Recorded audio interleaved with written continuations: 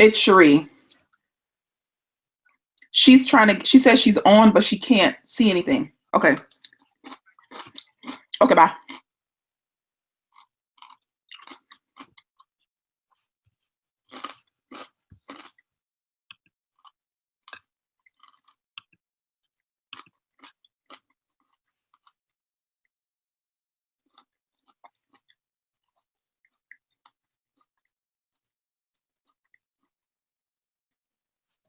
Are we all here?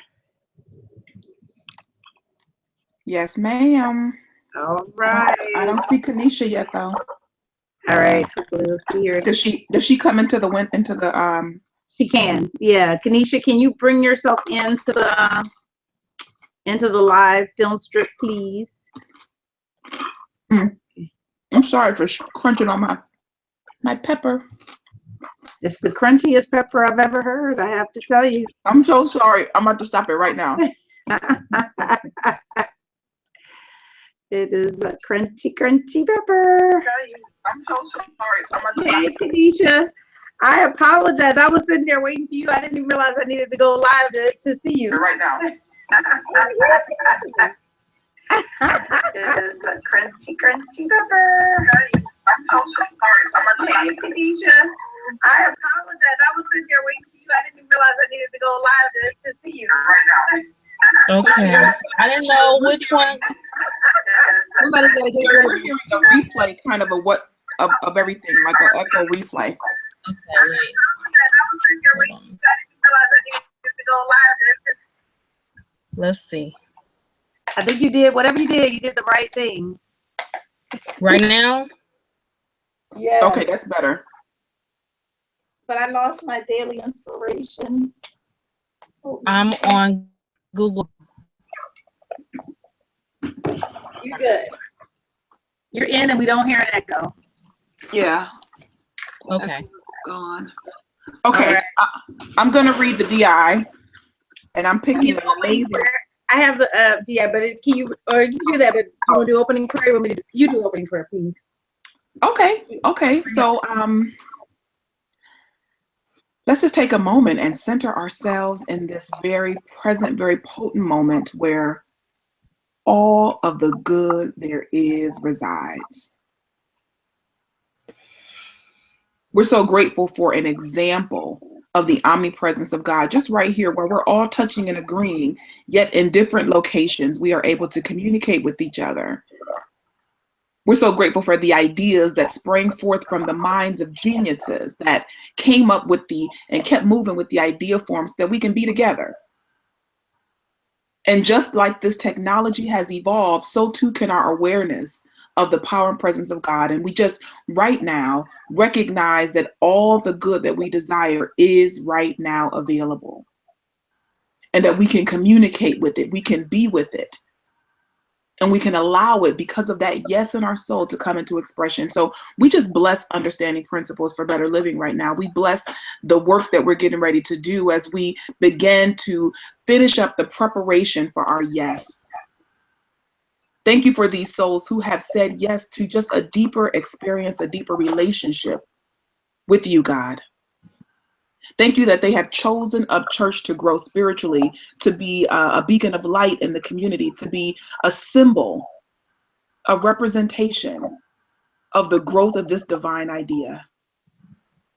We don't take it for granted. We're so grateful. And we didn't miss this blessing. Thank you, God, for that awareness. Let this just be a fun experience as we move into our gifts, understanding them, and then giving ourselves permission to use them. In the name and nature of Christ, we pray and we let it be so. And so it is. Amen.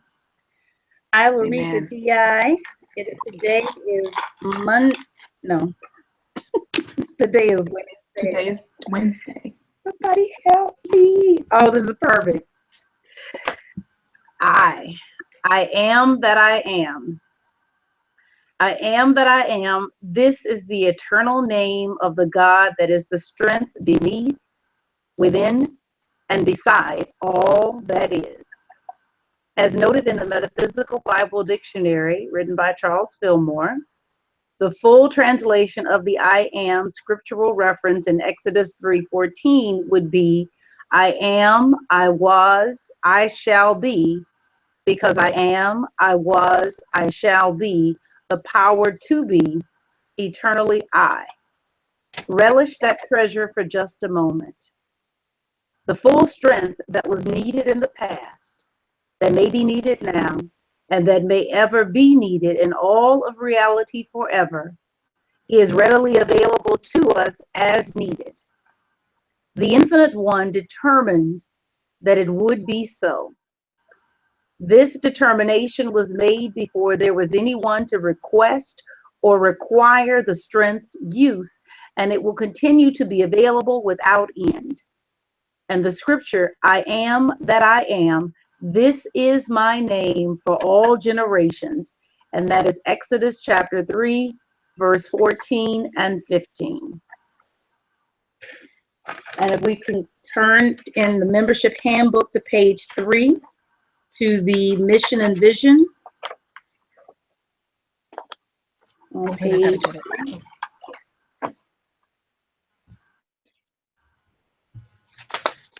me know when you have it.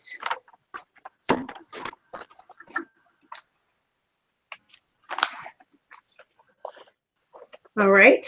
The mission of a church is to be a teaching ministry that teaches men and women the practical techniques that will show them how to fulfill the good desires of their hearts, to show them how to bring God's kingdom forth by practicing the universal spiritual principles handed down through the ages and taught by our way shower, Jesus the Christ. Our vision: we want a world in which every individual on the face of the earth lives a healthy, happy, and prosperous life. We want a world where people are aware of their divine nature and endeavor to live from that spiritual reality. And with that, I will turn it over to Reverend Cherie for the spiritual gift debrief.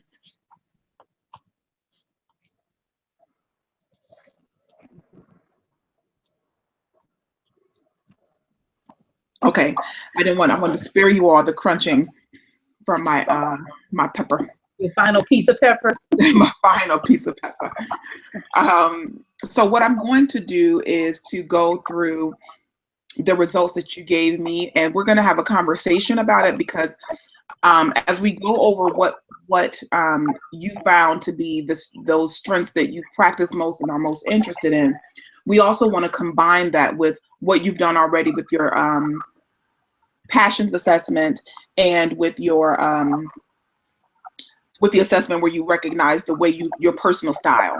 So we want to combine all three of those together and look at at possible areas of ministry. And I came up with some things that I thought were interesting, but it really works together with your results. So I'll start with Jean, and I'll share my screen so that you all can see the deck I'm working with.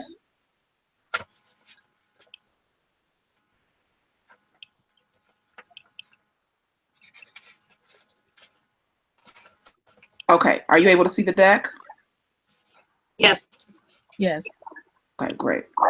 So the where we're going with this is we're going to look at your primary passion, and so that's what we're going to talk through today. That there are some that some of the scores are very close, and some were just like tied across the board. So we'll talk through that and try to identify a front runner, so to speak.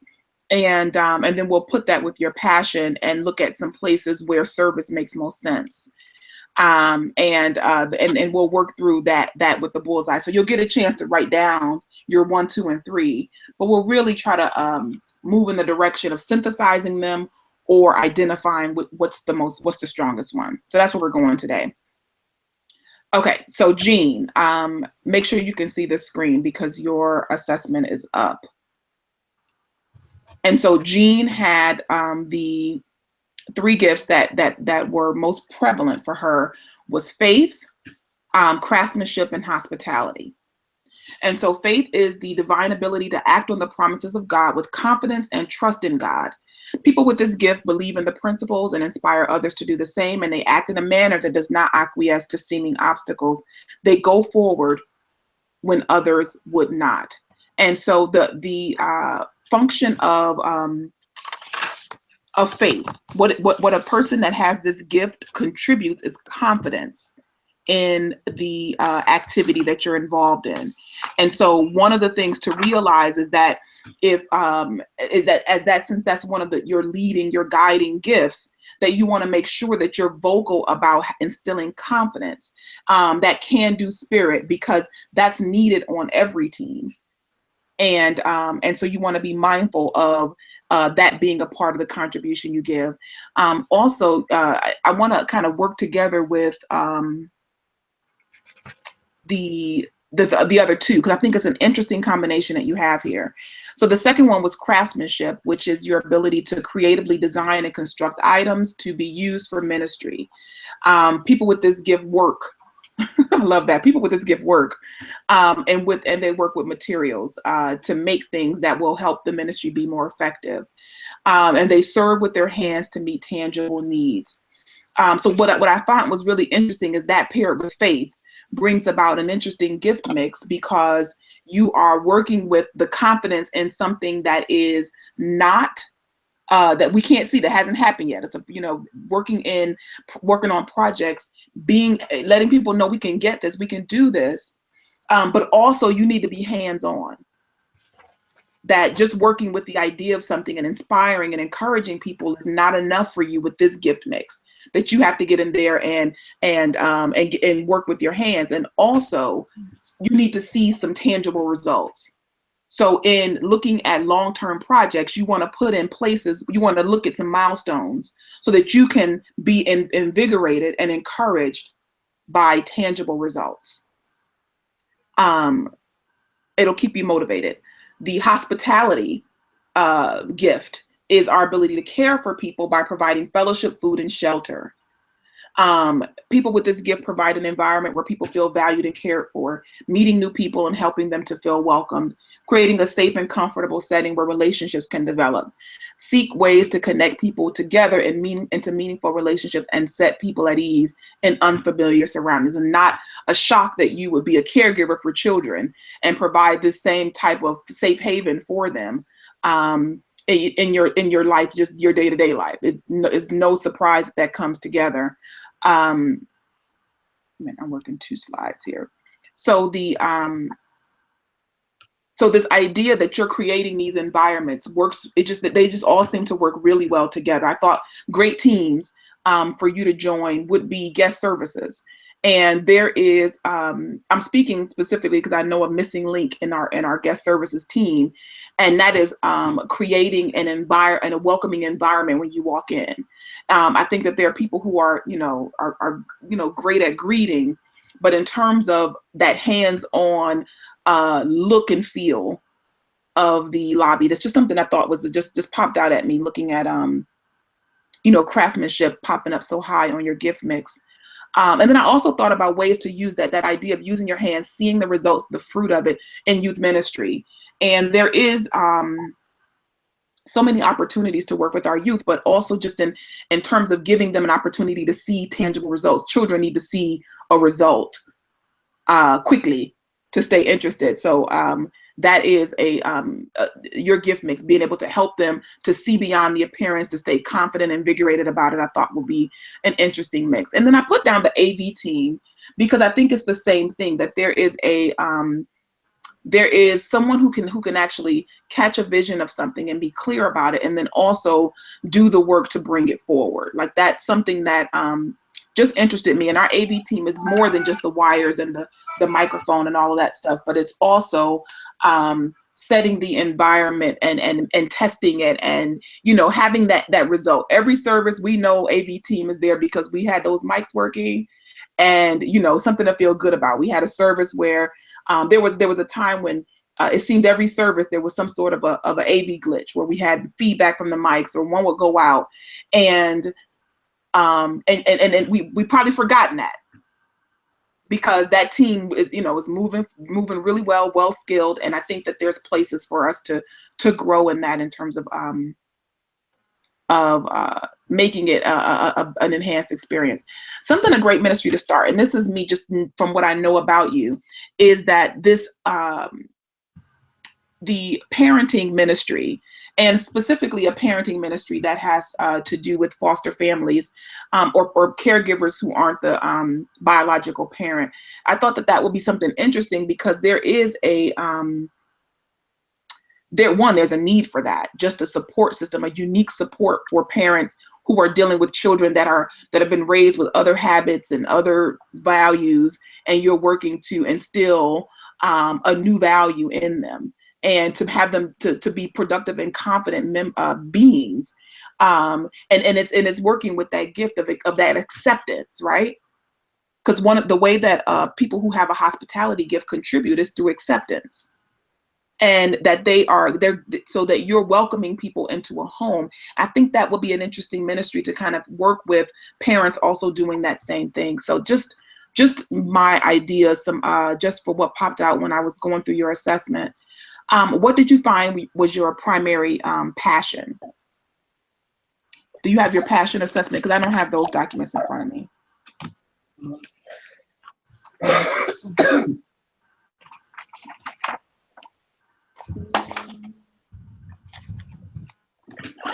And Kanisha, get yours ready if you haven't already. It doesn't, I see the, Did we not drive to a passion? I don't think so. Okay, that's fine. I don't think so. What she wrote when she says, if I were to mention your name to a group of people, what would they say you were really interested in or passionate about? She said raising kids. What conversation would keep you talking into the night? Kids. What would I like to do for others? Teach. The areas of interest: parents, children, single parents, disabled. The issues that she feels strongly about: education and childcare. And then those top experiences, the only one she wrote was raising kids. Okay, so definitely a heart and a passion for caring for children. That's just obvious all over that passion assessment. And so you when we think about what we're passionate about, you know that what you say yes and no to, and this doesn't mean that you only work with a youth ministry, but it's that you bring that youth perspective and that youth involvement. It could be to any committee. And so there is what I'm thinking of are, we have, for example, the guest services team. Occasionally children will usher. That is that's something that they're not really being taught how to do. They kind of just learn on the job. But someone who has a heart for children is making sure that their experience is considered, right? And so that is just something to be mindful of, that you're energized by youth. And so you have, it's like I said, it's not just working in youth ministry, but it's just working with the youth no matter what the outlet is. The personal style. That was the assessment Sherry administered. Sherry, do you have a score for her on the No, so it would be on. It's what I scanned and sent to you. Oh, I only got the assessment. I missed that one. My apologies. I only scanned the assessment. I didn't scan the other pieces. Okay, my apologies. That was me then. I thought I did. But I think you're right. I think I didn't send the grid. That's what you're asking, right? Yeah. Okay. So the gist of that how do I serve it, I think that's a really important thing to kind of be mindful of, so that whatever team you're on, you're able to make sure that you're in the right role for what works for you, because it can be very frustrating when you are working with someone and they are highly detail oriented, but you're a little bit more creative. And or if you need people, but you got a list of things to do, you're more people oriented than task oriented. I'm listening. O is 27. Okay. And E is 10. O is 27 and E is 10. So you are 27. I'm mapping you out. 27 And so task and structured is where you fall. So having clear instructions, and this is something that you'll need to make sure that you have, that, I need clear instructions. I like to tell people what I need so they don't have to guess. Clear instructions, and also what is the what's the overall goal? Like what do I need to accomplish with this? So that is a really good way to understand how you work. And so it's not enough to say, hey, Jean, I want you to go and work with the kids. It's, well, okay, what do you need me to do? When do you need me to do it? Like, you need more details. So make sure that you're asking those questions, and that people on your teams are aware that that's how you best communicate and how you best work. It's really helpful to do that, so that so again, it doesn't leave the guesswork. It doesn't leave everything up to guesswork. So looking at your drive, when we're looking at your that you are task oriented and structured. I'm going up to my bullseye here, and that you are that your spiritual gifts are faith, craftsmanship, and hospitality. When we look at what's the position to match you with, we know that based on your passion, and that line for passion is missing on this one. It should be a line under there. Okay, it might help if I'm actually showing you guys what I'm seeing. There's supposed to be a line there under passion, but your passion is for youth, is for children. And so working with youth in some form or fashion of ministry would be the most energizing, the most fulfilling, according to the assessment for you. So just something to consider. And then I threw out those suggestions of ministries to join and ministries to start. You have any questions or insight about that?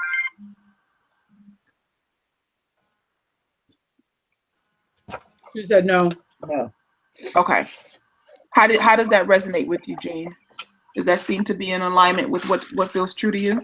Yes, it does. Okay. Very good. Okay, Kanisha, are you ready? I think so. Okay.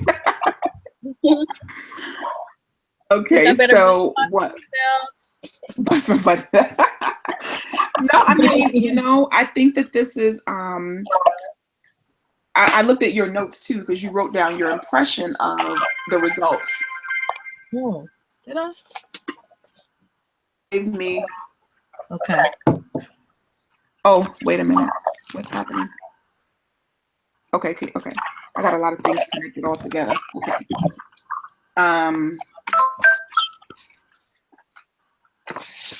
Okay, so you said that you thought it was interesting that your own assessment seems to match, but you were surprised by faith being one of your gifts, because you feel like that's a place that you're challenged. Right. Yeah. So we'll work with that, but let's go, because faith wasn't the most dominant one, and we'll work with that. And I don't know if you've heard on the morning call, but we talked about spiritual gifts a little bit, and just that they are that you have all of them. Yes. So this is not like, you have, you're giftless. These are my main ones. I got to pick one. That we have them all. This is kind of where you score strongest. And so what we can do is make some shifts and adjustments if you feel like, you know what, those aren't my three dominant. So we'll work with that. Okay. So hospitality is our ability to care for people and by providing fellowship, food, and shelter. That you're into providing environments, creating environments where people feel valued and cared for and welcomed. Great places for when you walk into a room, caring for how people are in the room. Even not serving on a ministry, you can serve and just being welcoming to people who are new there. A smile, especially if you see someone who looks like you. And that is whatever you felt you looked like when you walked in. If you look a little lost, if somebody looks a little, somebody's with small children, or you know what I mean? It's just that you can become you can be of service there to make them feel accepted.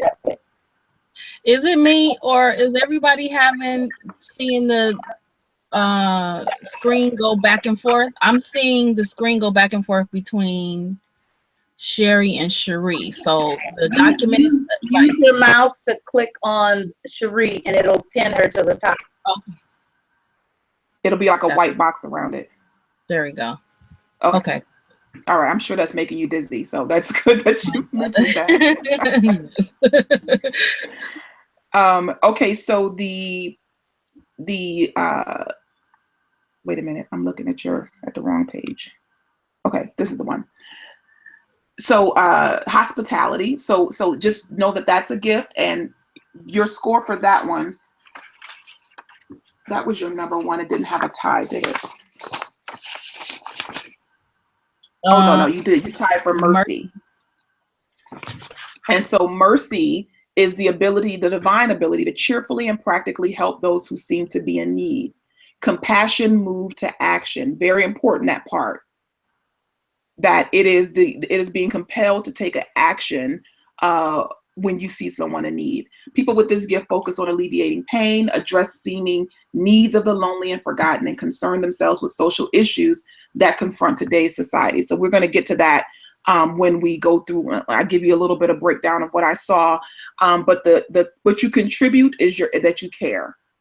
Mm-hmm. So people who have who are highly gifted with mercy have a caring nature. And it is important that you are aware of that, because there are some people who are going to be driving to results on a team. And that's what they're gifted at. And there'll be other people like you who will care about the experience, who will care about the fallout from driving to those results. And so it'll be important that you step into that as you take on responsibilities, that you remember that this is your part to play in this.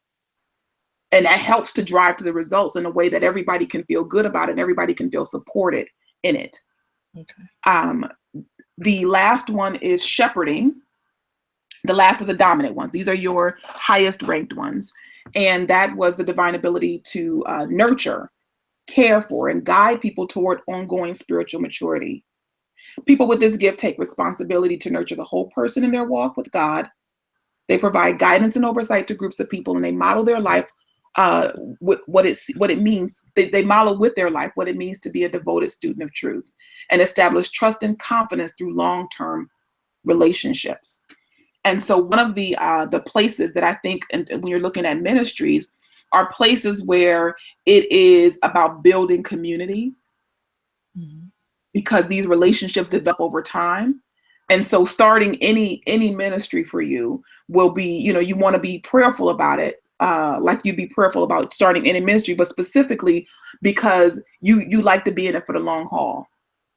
And so you want to be mindful of something that will that can sustain your interests as it grows and develops. Yes. And then the other part that stood out to me as part of this gift is about nurturing the whole person. And so it is, a teacher will just, is working with information and sharing that gift. But as a shepherd, it's not just more, you're working with people and you're interested in different levels of people's experience. And so you can get really creative with how people are cared for. That it's not just praying with them, that it's not just, engaging with them and helping them to grow spiritually, but it's also the fun and the enjoyment as they grow. It's that's very important for a shepherd, to care for people on every level. So just something to be mindful of when you're on teams. Okay. You're bringing this to the table.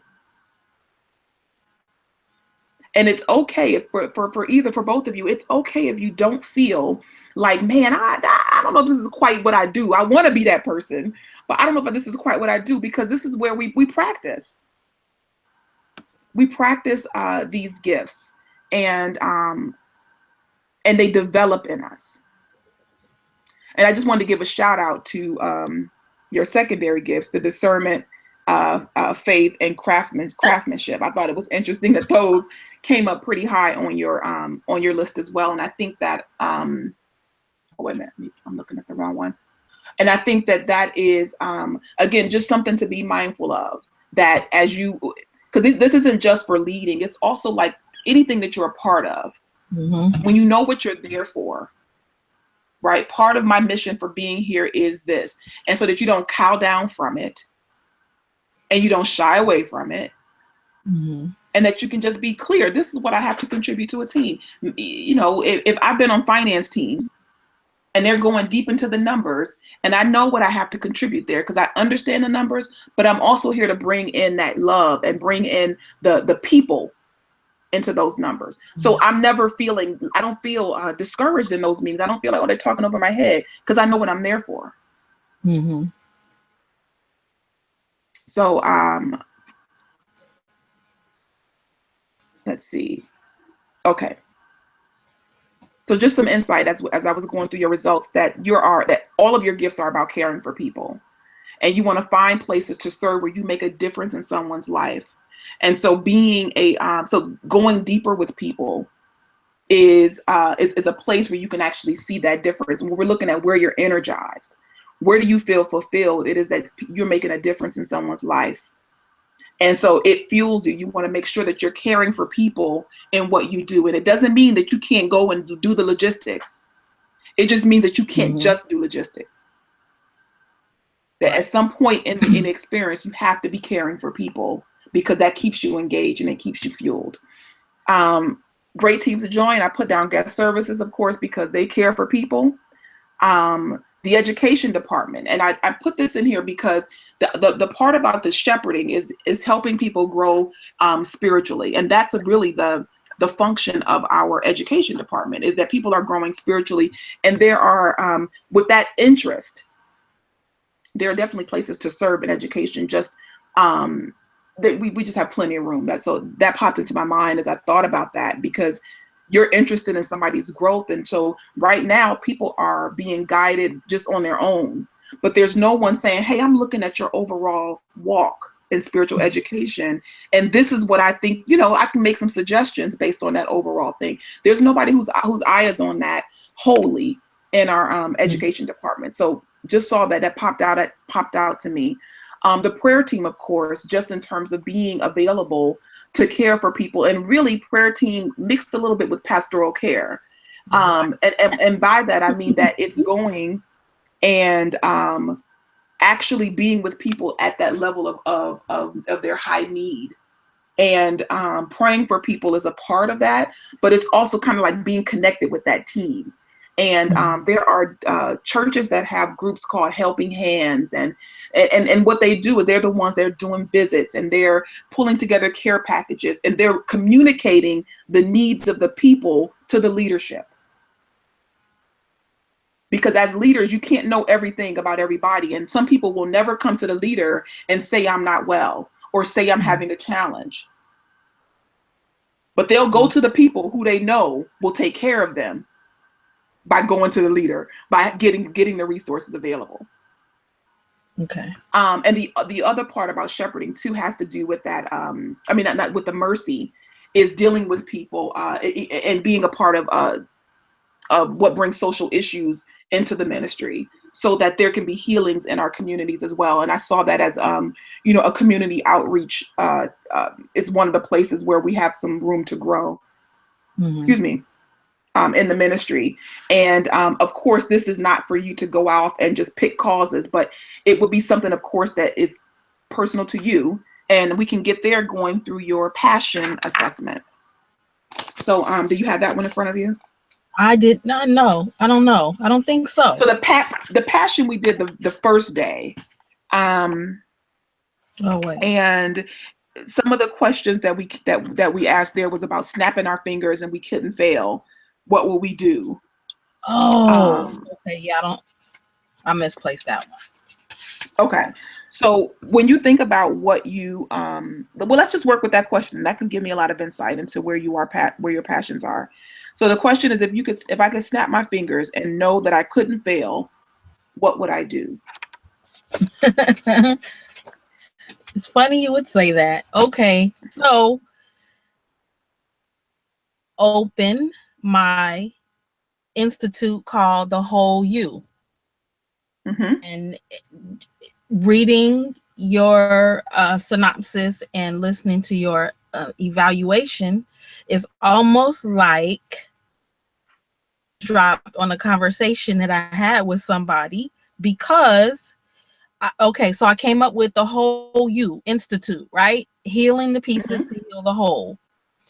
And everything you just said about holistic, you use that word several times in tandem with this. So if I could snap my fingers and knew that it was 100% going to be successful, it would be opening that Whole You Institute that would address of a person's life and do a holistic. When I say holistic, I mean the word holistic, HOLS, SI, whatever, but also hold the word whole, WHOLE. I love it. I love it. The people you like to work most with.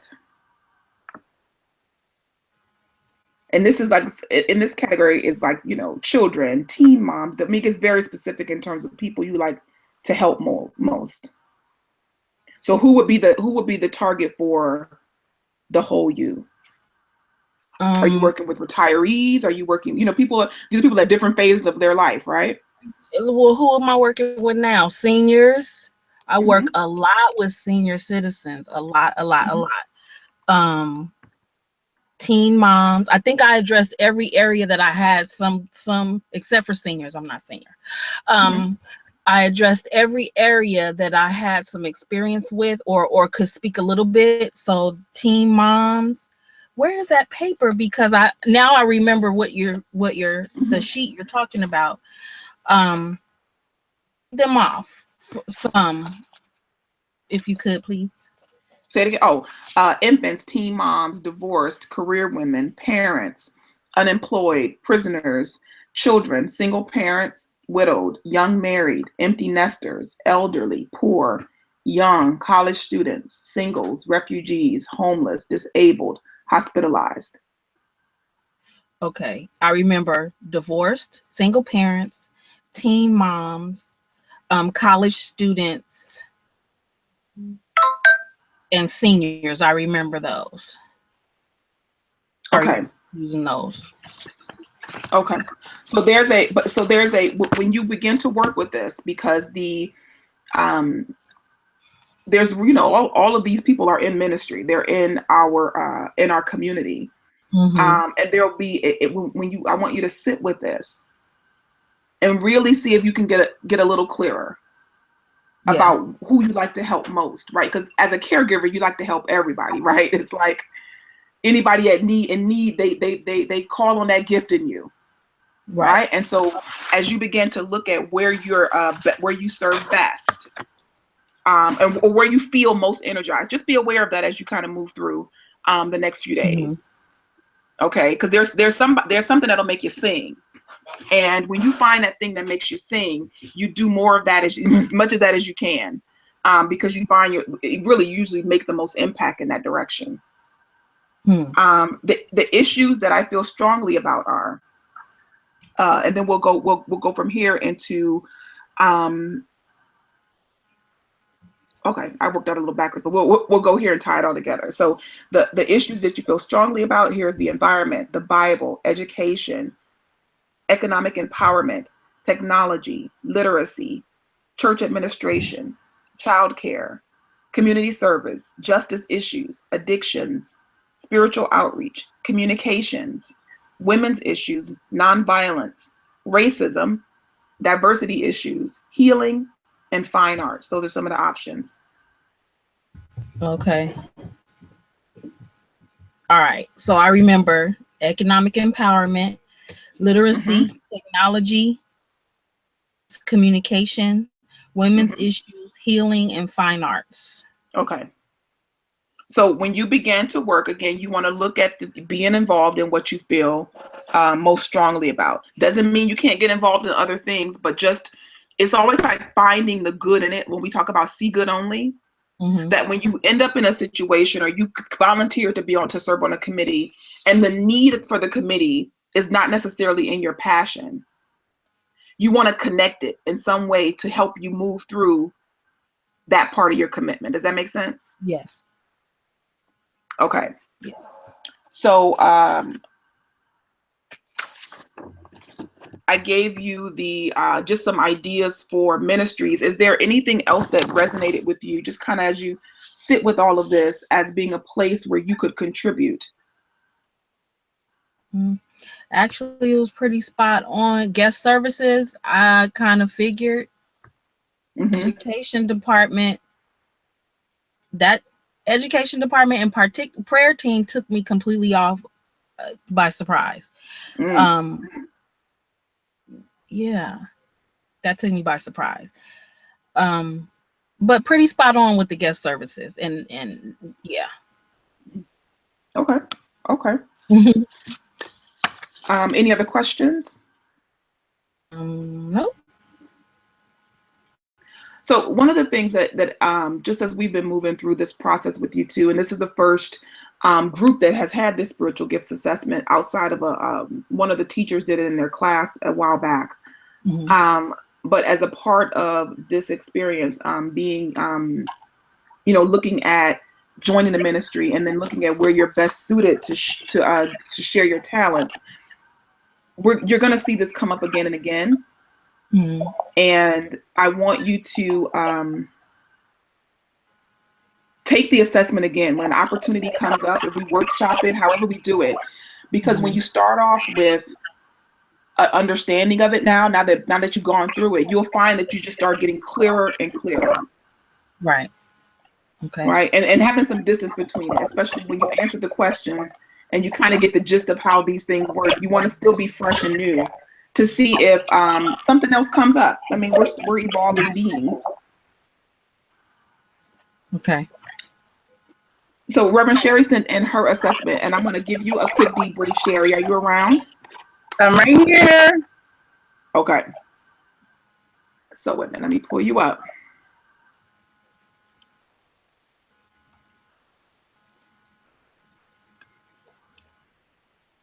I've got so many screens open. I'm so grateful that everything is still running. I think it's decided to check out. It's not quiet, but it's doing it. Okay. So Reverend Sherry had 4 different gifts that were dominant. And the first being teaching, the divine ability to understand, clearly explain, and apply the principles of truth, giving to others the tools for transformation. People with this gift have a thorough understanding of the Bible and basic principles, challenges, and listens by demonstrating the practicality of the principles, and give that their attention. It gives attention to detail and accuracy. They prepare through extended times of study and reflection. So teaching is, it's a twofold thing. It's where you're taking it in and then being able to deliver it. And, of course, no shock that would be something that would pop up at the top of your list. But one of the way that you contribute is taking the teachings and making them practical. That it's not just giving information. We think about professors where it's almost as if you're sitting there and it's getting impressed by their depth of knowledge. But that's not what spiritual teaching is about. It's about getting people to the place where they can apply what's being learned. And so at every effort, you want to make sure that what you're giving is useful to the students. And it's just something to be mindful of as you begin to practice that gift more and more. How are they using it, and getting feedback on is the way that this is being taught, is it applicable? Does it feel like they can take it and do something with it? Leadership is the divine ability to cast a vision and motivate and direct people to harmoniously accomplish the purpose of ministry. People with this gift provide direction for the ministry, motivate others to perform at their best, and present the big picture for others to see. They model the values of the ministry and take responsibility and establish goals. And so let me pull your assessment up. And so these two, I think, were your highest. No, these two tied. That's why I put all 3 on here. So we'll take those together. But looking at the idea, this is the key behind leadership as a gift, is that you have to be able to get people to buy into the vision and to understand the vision. So people with a spiritual gift of leadership need to continuously go to the well to get clearer and to be refreshed with the vision. It's important to continuously be refreshed with the vision so that you don't grow distant from it. Number one, and then also be able to just get clearer about how to communicate that vision to those who have bought into it. But the motivation and the performing at the best, the people who I have to sit and think on this some more, because I don't know if it's this gift's function to get people to buy into the vision. Mm-hmm. I think that may be a combination of some of the other gifts. Mm-hmm. But casting it for sure is a primary factor, and providing the inspiration for people to believe they can achieve it. Mm-hmm. But I believe that those who communicate a little bit more are responsible. That's one of their primary functions, is to communicate the gift, the vision to the people. Mm-hmm. So just something to play with that just popped into my head. The last one, the third one, is discernment. And the divine ability to distinguish between truth and error, to differentiate that which is in accordance with principle and that which is not, to determine whether motives are pure or impure, recognize inconsistencies in a teaching or a message. Every time I read this definition, I always think of Reverend Della, because she hasn't done the assessment that I know of, but this is her gift. Mm-hmm. This is her gift. And so what this gift contributes is clarity. Mm-hmm. That where there is a ambiguity, where there is when we're working with principle, people begin to interpret and take things all out into the ethers. Mm-hmm. And the gift of discernment helps you to bring it back and ground it in a principle. Mm-hmm. So it is important that as someone practicing this gift at that high level, to be aware of when they have gone out into the ethers. Mm-hmm. And that it's your responsibility to help bring people back to principle and be able to separate it out from the facts that have prevailed. Mm-hmm. Encouragement is the ability to present the truth as to strengthen, comfort, or urge to action those who are discouraged. People with this gift reassure the discouraged, challenge others to trust in the promises of God, and urge others to action and motivate them to grow. This is an affirming. You contribute the affirmation that it's a constant identity check for people. Mm-hmm.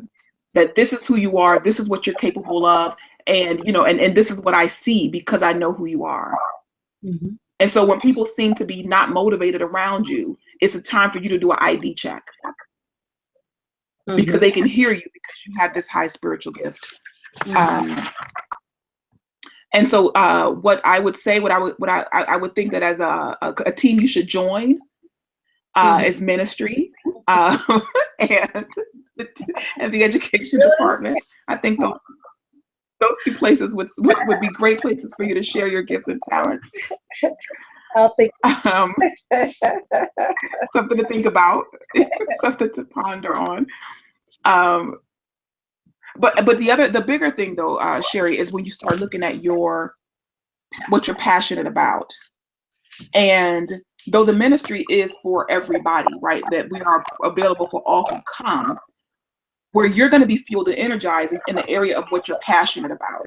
And so I think that part of the challenge that you'll have to continuously work within your soul is making sure that you are doing ministry in the area you're passionate about while also serving the greater ministry.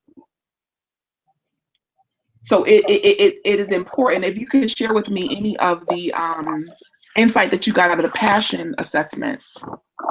Yeah, mine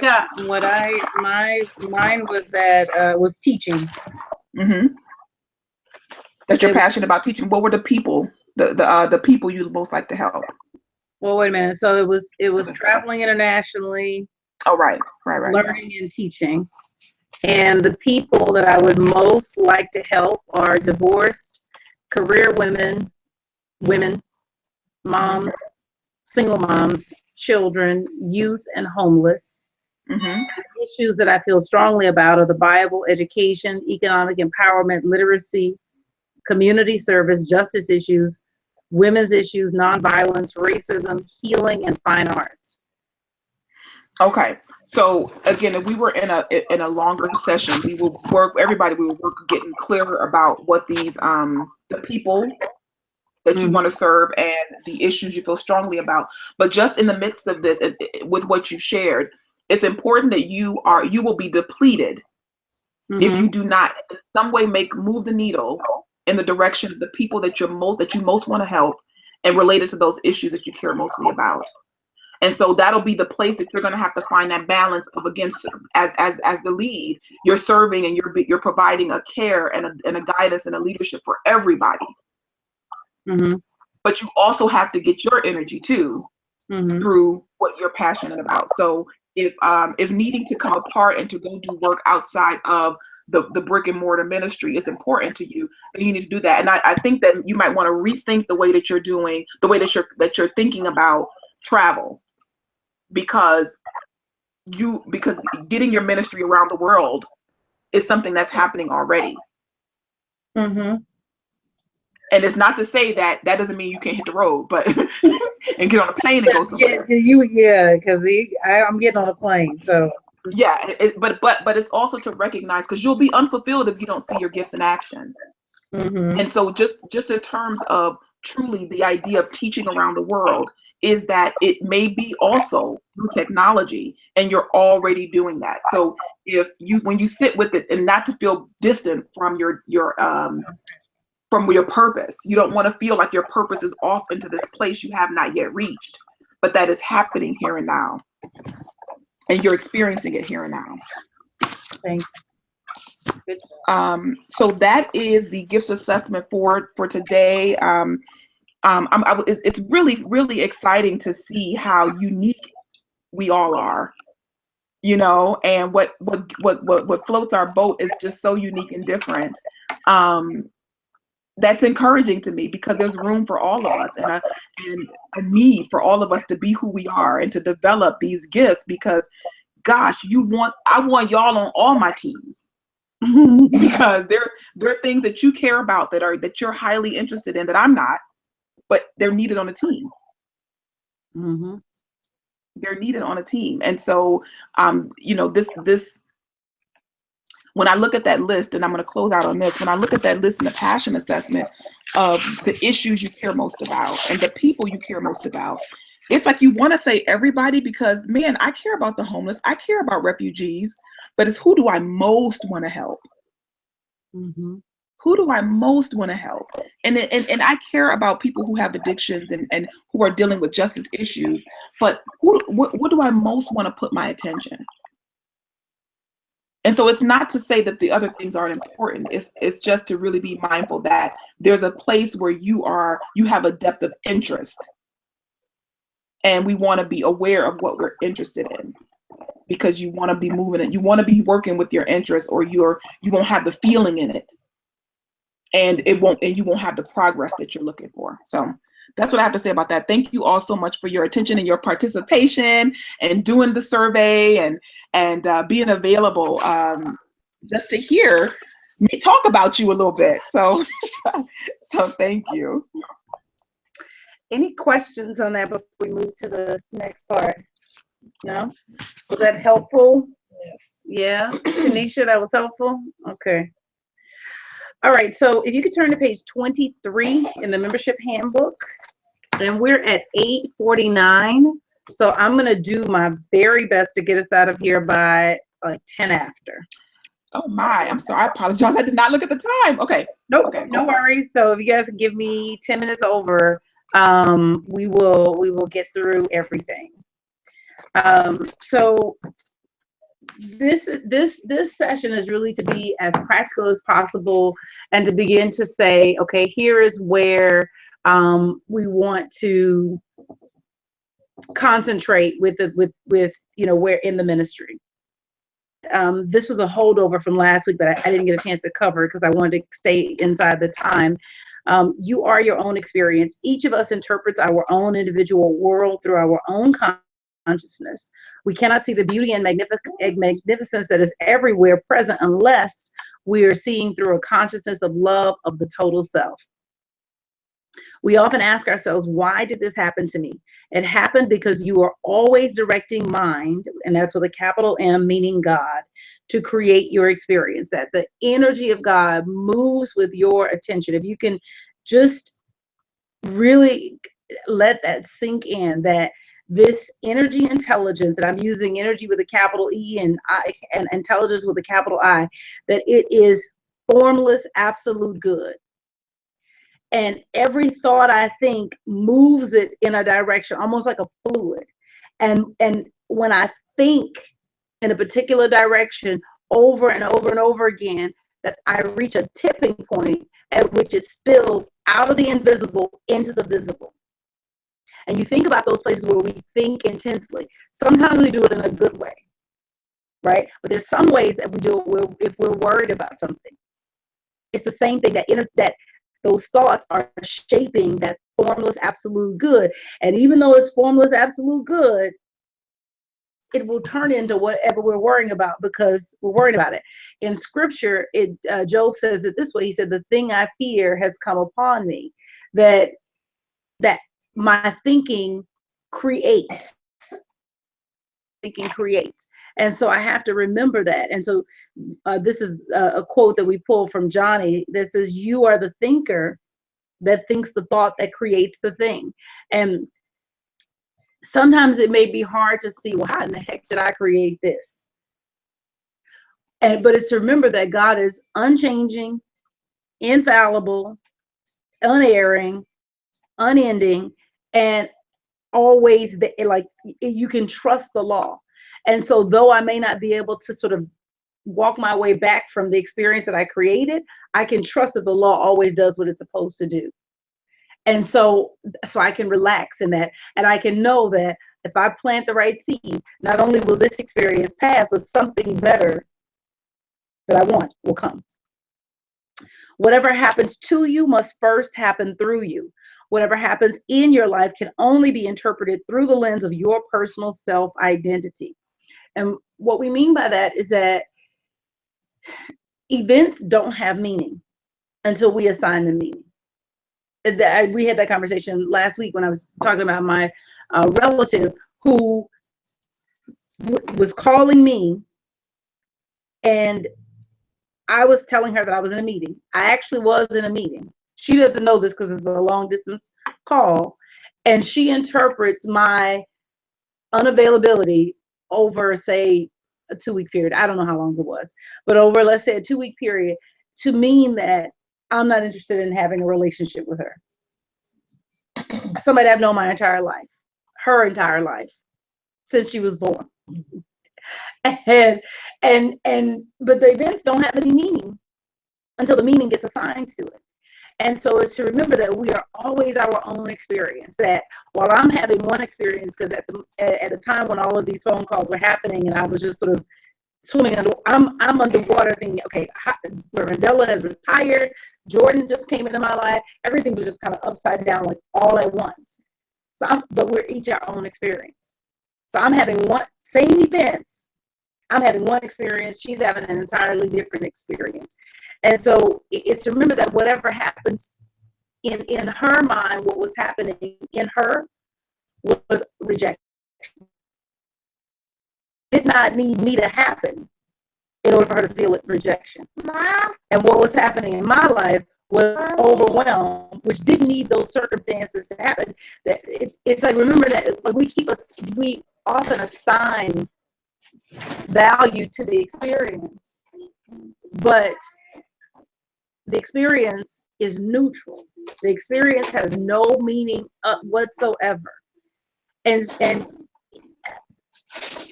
when we are in the midst of an experience that feels overwhelming or feels emotionally intense, is to realize that it's time to come apart and take a breath and just notice the surroundings. and to notice that, wait a minute, I'm feeling a sense of overwhelm, because we can be in those circumstances and not feel the things that we're feeling. It isn't the circumstance that makes the feeling, it's the feeling that makes the circumstance. Does that make sense? You at? I don't know if you're leaving a comment. Okay, you're off camera, got it. All right. And I'll open the chat room. Chat, I'll be able to see them. People and things are automatically in your life without exception. They correspond. You're gonna have to be quiet, okay?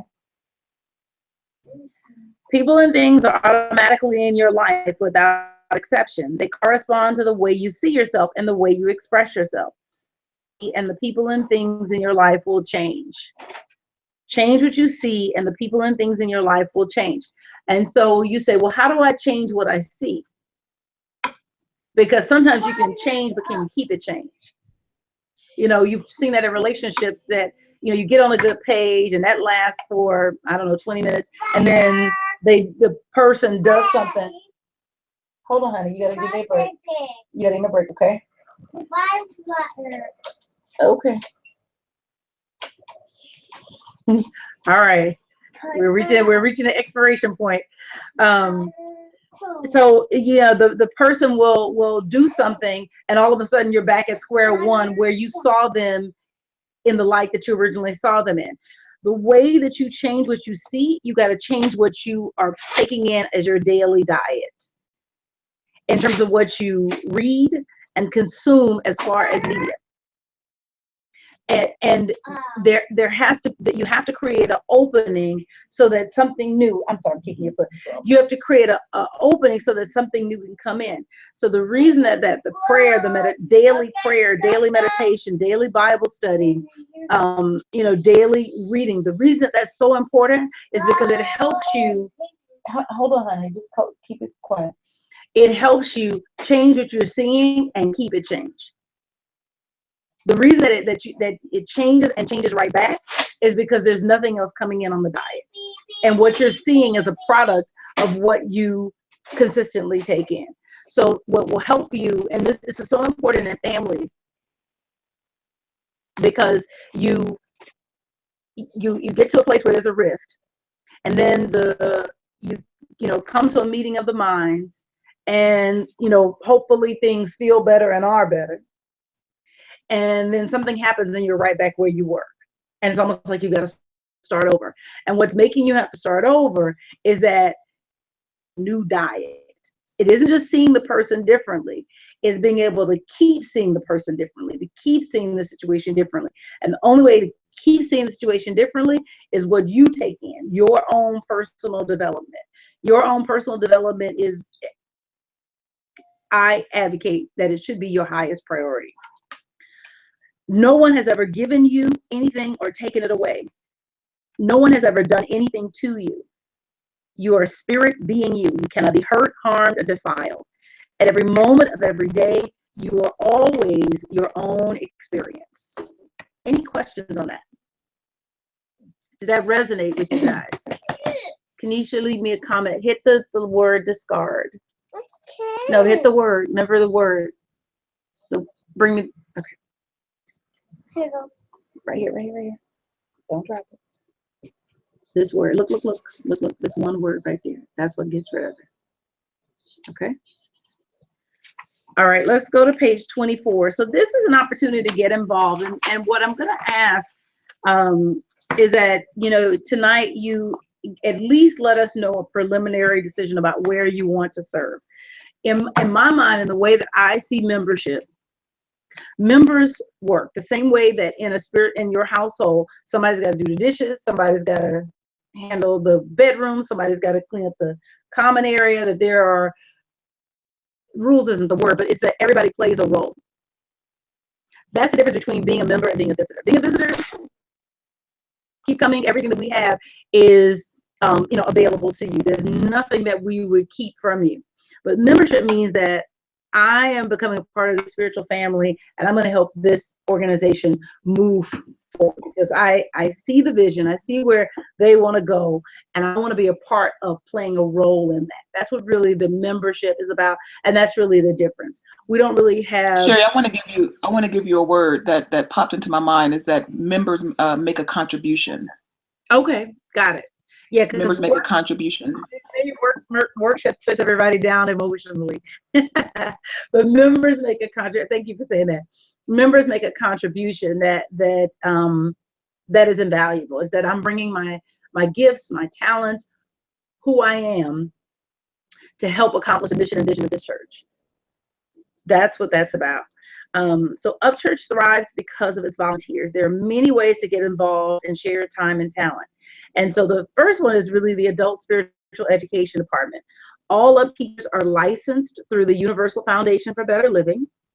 To become a licensed spiritual teacher, you can please speak with UP's Director of Spiritual Education, Reverend Cherie.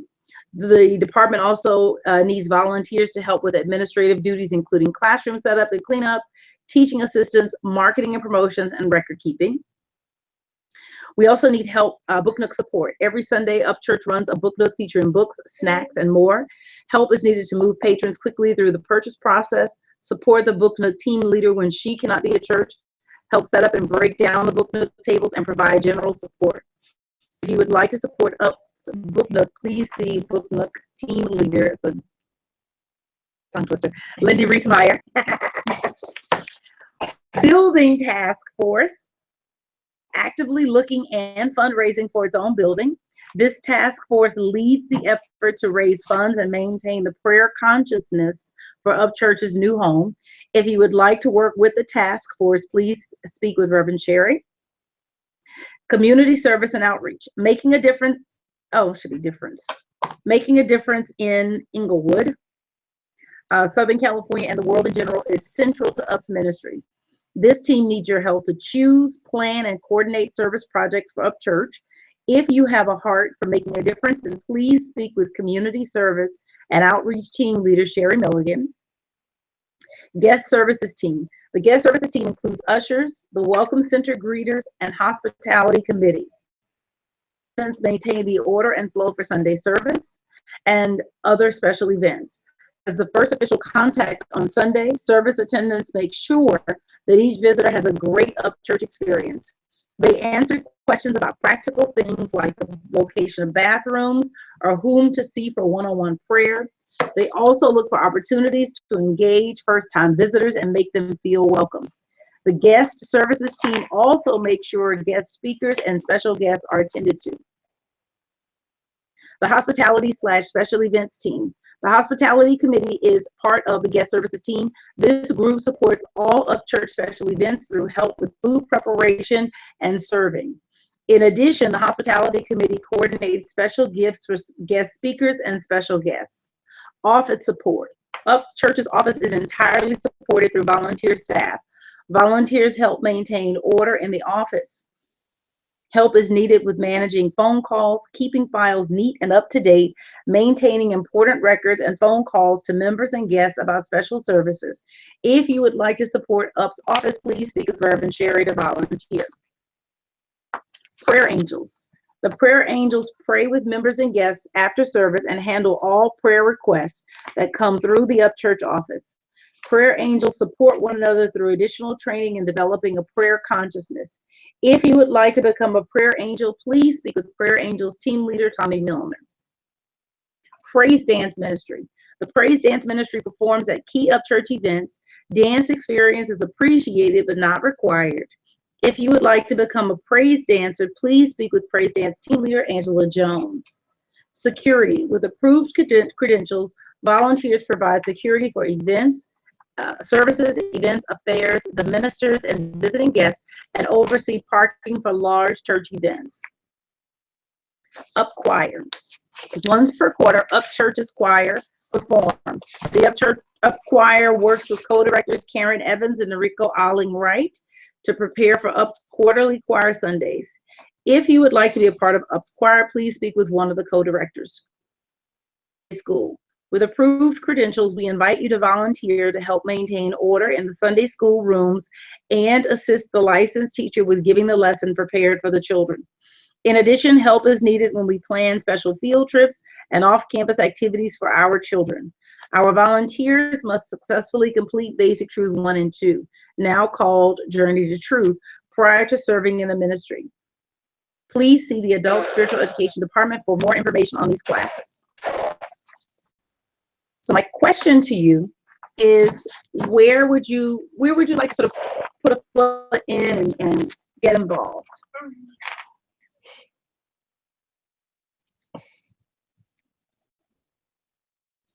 I'm not really particular about, Whatever is needed, okay. whatever is needed. Um, the, the only thing is I don't have, a lot of spare time Mhm.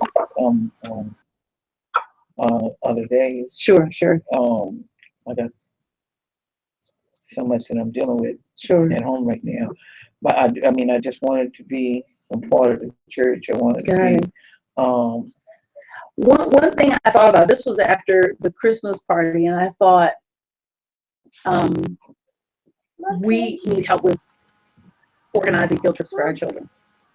And because I know that children are passionate viewers, and I also know you like going to like events and things like that, I thought that might be an area to. One year we had 4 trips for our children. We went to the Jet Propulsion Laboratory. We did a trip to the El Capitan for Earth Day. Oh gosh, I forgot the other 2 trips. Anyway, along those lines. And it would be great. You want that, Jordan? It would be great to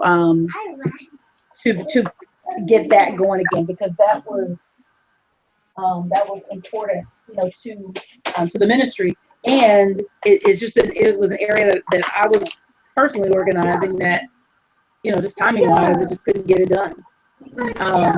And we wanted, Cherie, how many field trips did we try to do this We set up, I think, 2. year? 2. Yeah. So I think that might be an area that makes a lot of sense, because then you can work around whatever your schedule is, and it's fixed, it's much more manageable than like something that's like ongoing. Huh? That would just fall into that. Yeah. Okay.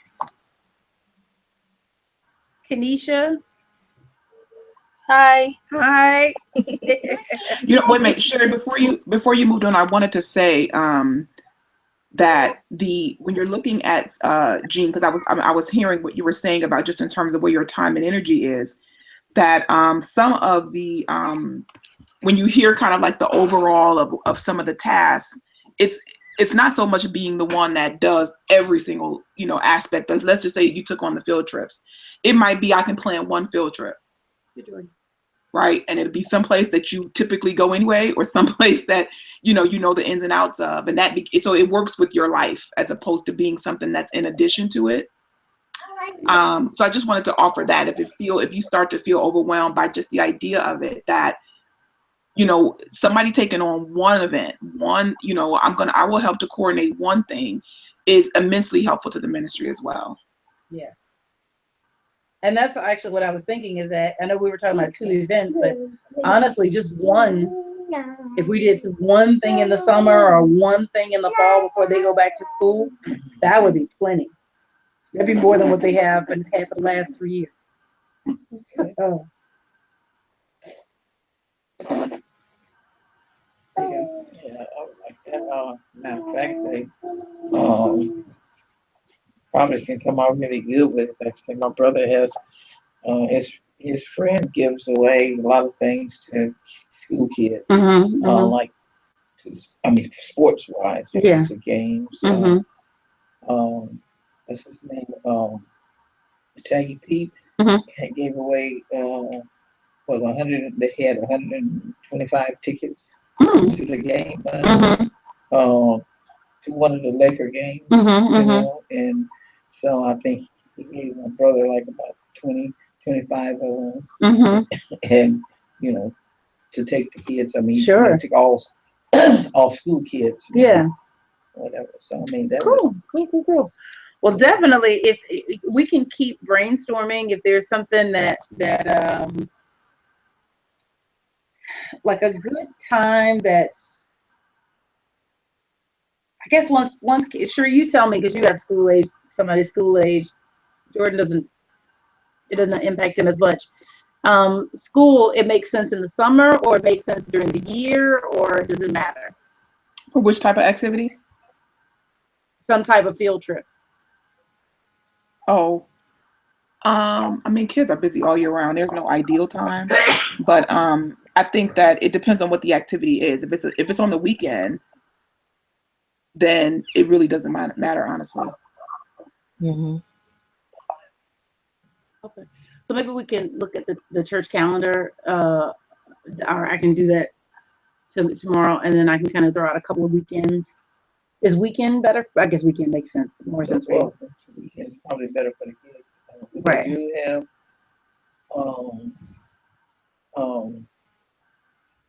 this. I mean, the districts, depending upon whether it's either with like days like they might have Monday off for President's Day, or some of them just have Student Day, stuff like that.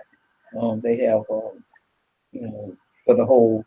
That would impact every district. And so usually it's like when well, Nicholas and Jonathan, they're in two different like districts.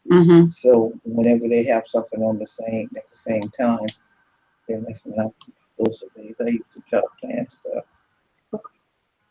Well, here's what I would ask: if you want to think about what a field trip you would be interested in organizing, and then maybe you and I talk on Monday and say, okay, here's what makes the most sense, and we will sort of map it out. And then, and then we'll have and then I'll have a sense of also where it fits inside the church calendar, so that it, you can get the maximum support and participation for it. So awesome. Or you can come up with something that fits in the calendar. I can find something to fit into that. Okay. All right. I will do that. I will do that. Kanisha. Hi. Okay. Where would you like to serve? I feel that I could be of great service to the education department. Oh, yay. Now, education department, Kanisha is a unstructured people person. So remember that in the task assignment. Thank you. I love that. Unstructured people person. I love it. That sounds like registration to me. Yeah. I see 16 things that could fit into. So okay, good. Wonderful. Great. So I'm gonna hand you over to Reverend Cherie for that one. Okay. And she will go through that with you. And so Jean, you and I will, by Monday, I will know where. So put a little box there for me. Youth field trip. Okay. Kanisha, I want you to practice saying that to people in a way that like it feels kind of like it flows. When you get a task, it's like, I love the people part of this. And you just tell me what you need and I'll run with it. You know what I mean? Like those are like the ways that you kind of tell people, I don't need to know the A, B, C, D, E, F, G, H, I don't need to know all that. And I need to be with some people. I need to work with people. Right. I will figure that out. I'm gonna. Yeah. Yes. Awesome. Okay, great. So page 29, and then we're gonna wrap out. This is how Upchurch serves you. So we have a few different things. So we have adult spiritual education classes. The Up Education Department offers a robust spiritual education program. Classes range from metaphysical Bible interpretation to classes on prayer and prosperity. All classes are taught by a UFBL licensed spiritual teacher. In addition, we offer teleclasses, webinars, and special workshops. Christening/youth spiritual baptism. Babies under 2 years are christened, and children 2 to 18 receive spiritual baptism. Interested parents should contact UP's office. Hospital home visitation. Our ministers will go where you are and minister to you and with prayer and comfort. We see you as God created you, perfect, whole, complete. Marriages, premarital counseling. UP's ministers are available to officiate your wedding ceremony. They will work with you to develop a ceremony that is sacred and representative of the things that are special to you. In addition, UP Church offers premarital counseling to help you prepare for a life of love and bliss. The Metaphysical Bible Hangout. Reverend Sherry teaches a weekly Bible study webinar. Archives of the Bible Hangout may be found at youtube.com/Miss Sherry James. In series and periodically feature special guests. All are welcome. Metaphysical Movie Night. Once per quarter, UP Church goes to the movies. We alternate between the movie house and private homes for our viewings. All are welcome for this dynamic fellowship experience. Mastermind Prayer. Every Wednesday evening, UP Church offers a mastermind prayer call that is open to members and friends. The call is administered via conference call. Please contact the church office for the dial-in instructions. One-on-one prayer. Every Sunday, licensed spiritual teachers and ministers are available for one-on-one prayer. In this confidential setting, you may address any issue. Our team of trained prayer angels is ready to know the truth with you and encourage you in your faith walk. Prayer claim call. Every Saturday, UP Church offers a prayer claim call. Members and friends meet via conference call to pray for themselves and others. All are welcome. Spiritual counseling. Our ministers are available for counseling to pray with you and reinforce truth principles. Please make an appointment for private sessions, which are conducted in our church office. A love offering will be accepted. Spiritual baptism. Adults who choose to become members of UP Church receive this service. Orientation is required before baptism, which you are successfully completing.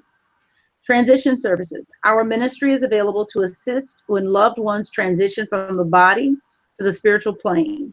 Our ministers will work with you to develop a sacred memorial service that honors your loved one and brings comfort to you and your family. Please contact the UP Church office to make arrangements.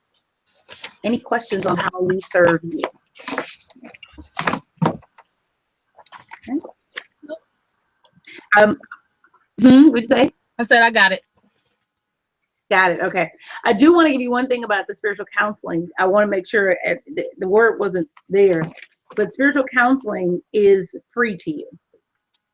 Mom. So I want to make sure you guys are clear on that. Meaning we suggest a love offering, but it's suggested. So I wouldn't want you to not ask for it if you felt like there was some type of figure attached to it that couldn't be met or anything like that. The reason that we ask for a love offering is that we believe in an exchange, that we are giving, and whatever you decide to give, whether it's 50 cents or $10,000, that is simply a seed that's being planted back into the ministry that's given to you. But money, all right. Money should not be a reason not to request spiritual counsel. I want to make sure that that's clear, that we are available to you. We're here to help you. We're here to guide you, and we're here to help guide you to you, which is the true you, the Christ in you. How are we supported? Understanding principles teaches tithing, which is sharing the first. Mommy. Yes, sit with me. I'm almost done. Wait. Just hang on. UP Church Understanding Principles teaches tithing, which is sharing the first tenth of what God has given you. We ask our members to support us through tithing. In turn, yeah, I know, but don't write on my shirt, okay? In turn, UP Church tithes to the Universal Foundation. No. Write on the paper. No. Tithes to the Universal Foundation for Better Living and gives itself in service to the community around our church and the world at large. UP Church practices the law of increase, which is that what you give, you increases. So specifically what happens is that every week, honey, I don't want you to write on my shirt, okay? All right, so let's put that down. No. Okay, write on this paper, but you may not write on my shirt. Every week, the offering is collected, and whatever the total amount is, meaning everything is collected from the book nook, the education department, online gifts, tithes, love offerings, building fund. Again, am I missing anything? Anyway, every dollar that comes in, I literally total it and then cut a check to the Universal Foundation for Better Living, which is the spiritual covering for our organization. Right now we donate 7%, and with the intent to be at a full tithe by 2018. And so that is, we believe in tithing. We believe in it. We teach it. I practice it personally, and I encourage people to practice it. There is a just being in order with the law of God. That what I have, it is not by me alone. It is the power of God in me that creates it. And so, for me, it's a no matter what. Meaning, and this is something you have to take into your own prayer about how you give. But for me, my life got in order when I started tithing. So we teach it and we believe in it. Tithe, the law of tithing is the law of sowing and reaping, which is an extension of the law of cause and effect. Are you getting down? Okay. Our lives are impacted by everything we think and do. When we give cheerfully, we reap a rightful bounty because God is faithful to those that follow his law. If you are interested in tithing but do not know where to start, please contact an upchurch. Please contact an upchurch minister who will share with you the biblical basis for tithing and pray with you through any resistance you have to tithing. Tithing envelopes are provided each week in the regular Sunday bulletin. We thank you in advance for taking an active role in supporting your church and its expansion. Major gifts. In addition to tithes and offerings, Upchurch is open to receive major gifts. Major gifts help Upchurch move forward exponentially in its goals and aspirations. Estate planning. Members are encouraged to remember Upchurch in their estate plans. If you want to include Upchurch in your estate plans, please contact the senior minister. Time tithers. One of the most precious gifts we can give is our time. When we share our time, we give the one non-renewable resource we have. If you feel led to volunteer your time, please contact the Upchurch office. We would be honored to have your support in this way. Upchurch maintains a record of all financial contributions. At the close of each year, we make available contribution statements for all supporters. If you would like a copy of your contribution history at a different point in the year, please submit an email request to the Upchurch office. Any questions?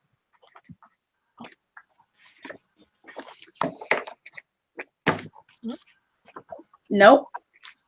Sheree, any questions? I covered everything. Nope, I'm good. Good. Okay, wonderful. First of all, I just want to say thank you. You guys are our first official membership class under the leadership of me and Reverend Sheree.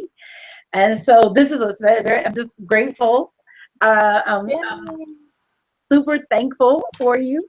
I'm excited because I feel like we're entering this season of accelerated increase. And those are the two words that keep ringing in my ears: accelerated increase.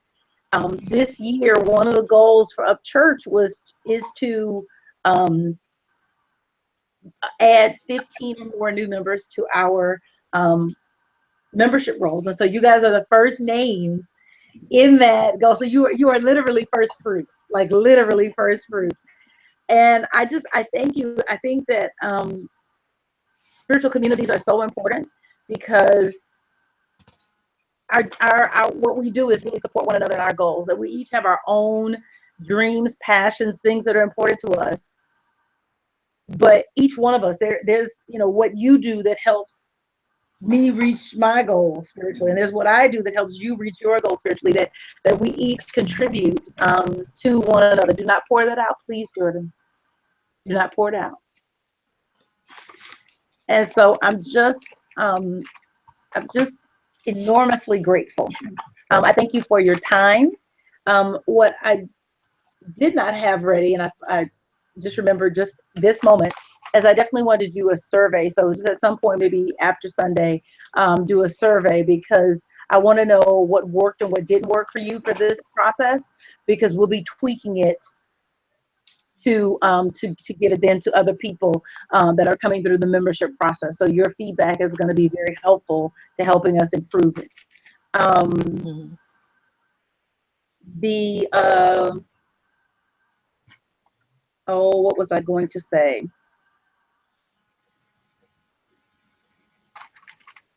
Feel like I had one more thing. Oh, I needed to give you logistics. So on Saturday is the service project from 1 to 5. And what we're going to be doing is creating Love Heals kits. Love Heals kits. And they're going to be so awesome, and I'm so excited. So Sherry Milligan is right now getting all the supplies and stuff together, and we're going to come together and make personalized cards. So we'll have 2 stations. We'll have 1 station here in the office and 1 upstairs. So we have a few people that don't climb stairs, so we're going to set up a station down here. We'll have we'll be assembling the kits, but we'll also be making personalized greeting cards. So what Sherry has gotten is these greeting size. They look like, greeting cards. They're blank. They're completely white. So literally, you decorate the outside, decorate the inside. She's got stickers and all kinds of stuff. So it's intergenerational, it's all ages. We know that we have 45 men and 43 women, but we don't know names. We just know we need 43 feminine and or 43 made for women and 45 made for men. And so you'll personalize the card and just let them know that they are loved. We have, for the kit, we have a book from Reverend Della, a daily inspiration, affirmation cards, a bracelet, a letter, a special love letter that I'm writing on behalf that goes in each one of them. Like there's one other thing that I'm not thinking of. But anyway, so those are the kits. So service is such a big part of just what God is leading up church to do. And this is part of it, that where we can go and we can spread love. I don't know if you guys are familiar with the nursing home, but it sits right at the corner of Prairie and Florence. And so if you're going east on Florence and make that left, it's right there on the left-hand side, right across from Ed Vincent Park. On Sunday, so after we finish the service project, one of the things that I will encourage you to do is when you go home to really be in a prayerful, meditative state, and just really sitting with this, moving to this next definition, moving to this next stage, because you're joining a spiritual family, and so there is a connection that is happening between us and you, and so just to be in that space, that you're stepping into something exciting, and stepping into something wonderful, and we're like over the moon to have you join our spiritual family. And just I feel like I kid in a candy store, like I'm just like, yay, just thank you, God, because the ministry is done by people, and the more people that God sends, the more we're able to do. So you guys really are those first fruits. Like that representation is in my head clearly. Make sure you wear white for Sunday, and when you come, please come at 12:30. And one of the ushers will guide you to the courtyard classroom, which is right next to where the soda machine is outside. There's a classroom there, and so you'll wait there. Barbara Kimball, who's one of the licensed teachers, will be there with you to pray with you Sunday morning. And then when the service, we reordered the service, so the spiritual baptism will happen after the sermon. And so when the service starts, one of the ushers will guide you into the sanctuary through the side door. What do you need? Wash hands. Turn that light on. Just pull the thing down and it'll turn the light on for you. Okay. Right by the baby bed. And sit in. So I'll call you up when it's time for the spiritual baptism, and there'll be ushers to help guide that process. And it is a beautiful, sacred experience. It also is an emotional experience. So it's just to completely be emotionally open to just the move of spirit. Just hang on, baby. Okay, give me 1 second. To be completely open to the move of spirit. No, we're at a lollipops. That's it. After the spiritual baptism, we'll close the service in prayer. In the benediction circle, you will be in the center with your baptism candidates because we will be praying over you. I know you guys, give me 1 second, okay? You see that napkin right there? Go get one of those napkins. Okay. And then in the fellowship hall afterwards, we will have a ice cream social. So come get your vanilla, your chocolate. We got sprinkles and all kind of goodies just to celebrate and have a party and say we love you and we're excited to have you. Did I miss anything, Sheree? No, I think that was pretty comprehensive. Okay, wonderful. Thank you guys so much. Thank you for your time, your talent, your attention. Closing prayer. Let's take a moment to just absorb this moment and just give thanks for the presence and the power of God. I thank you, God, for this growth in Up Church. I thank you for these first fruits. And I thank you for what it means and for where we're going. And I thank you, God, for accelerated increase. We are moving into the next level and we are so ready. I praise you in the name and nature of Jesus the Christ. We let it be so. And so it is. And amen. Amen. All right. Have a great night. Thank you. God bless you all. Good night. You can't Good have all this night. candy. Good night. You can't have all this candy. Come on, let's go wash hands. We'll save this, okay? It's yours, but we're gonna save it. We've got a lot of candy tonight. Come on.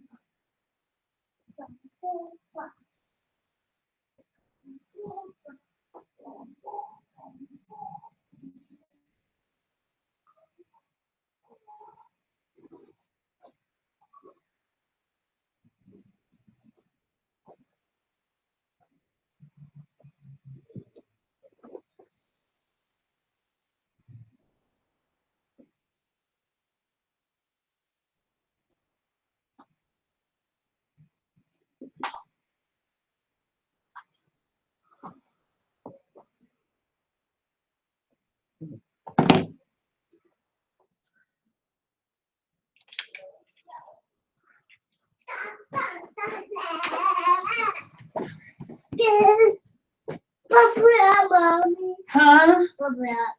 Jean, thank you so much. Thank you.